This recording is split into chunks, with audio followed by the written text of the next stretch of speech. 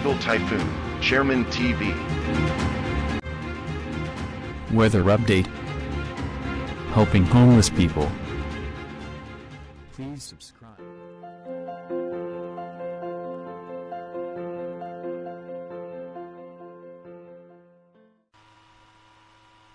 Magandang umaga po. Ito po ang ating latest update ngayong araw, August 13, 2023.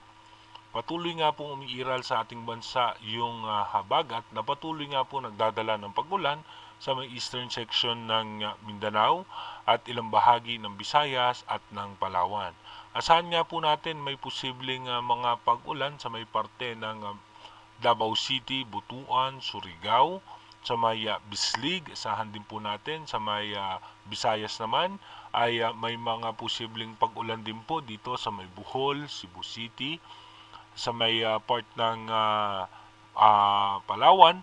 Meron din po tayong mga pag-ulan lalong-lalo na po sa may Puerto Princesa, Palawan. Mga isolated rain shower posibleng maranasan sa Bicol Region, sa may Mindoro Provinces, Metro Manila. Asahan din po natin pati yung ating localized thunderstorm.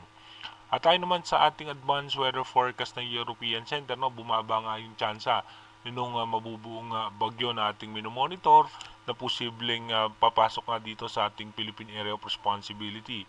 Posible nga po magkaroon lamang tayo ng low pressure area sa ngayon dito nga po sa susunod na linggo sa may parte ng Taiwan. Gaya nga po na sinasabi natin yung ating advanced weather forecast ay pabago-bago po yan dahil nga malayo at mahaba pa yung advanced prediction ng ating European Center. Kaya manatili tayong tumutok sa ating advanced weather forecast. Pero ngayon nga po, patuloy pa rin po natin aasahan na makakaranas nga po tayo ng mga pag-ulan dahil nga po sa habagat. Dito nga po pagdating ng August 14, may mga pag-ulan pa rin po tayo mararanasan dito nga po sa Palawan, Visayas at ilang bahagi ng Bicol Region. Pagdating po ng August 15, tuloy-tuloy pa rin po tayo makakaranas ng mga isolated rain shower. Pagdating naman ng August 16, posible nga magkaroon tayo ng low pressure area dito nga sa labas ng ating Philippine Area of Responsibility, pati nga dito sa may eastern section ng Taiwan. At patuloy pa rin po tayo makakaranas ng mahina at katamtamang pag-ulan. Pagdating naman po ng August 17, saan po natin na medyo mas lalakas pa yung ating habagat. Kung mapapansin nga po natin yung low pressure area almost stationary dito nga sa may parte ng Taiwan at ito po ay nagiging isang main factor sa paghila nga po ng habagat. Pagdating naman ng August 18, posible nga yung low pressure area ay malusaw at patuloy nga po magpapaulan yung habagat sa ating bansa. By August 19, mas malalakas na pag-ulan, posible nga po natin asahan yan na mararanasan natin yan simula po ng hapon at ng gabi.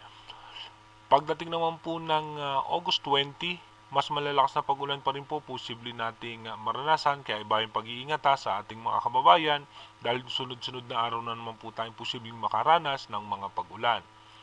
By August 21, mapapansin nga po natin tuloy-tuloy pa rin po tayo makakaranas ng pag-ulan, and pagdating naman po ng August 22, tuloy-tuloy pa rin po tayo makakaranas ng mga pag-ulan. Meron tayong mga possible scenario na magkakaroon ng low pressure area. Yan po yung ating imomonitor sa susunod na update ng ating advanced weather forecast. Again, inuulit natin, yung ating advanced weather forecast is possible scenario pa lamang po yan. Malaki pa po ang posibilidad na magbago po yan, kaya manatili tayong tumutok sa ating advanced weather forecast para malaman natin yung mga posibleng sama ng panahon na makakapekto sa ating bansa. Mag-iingat po tayo palagi. God bless po sa ating lahat.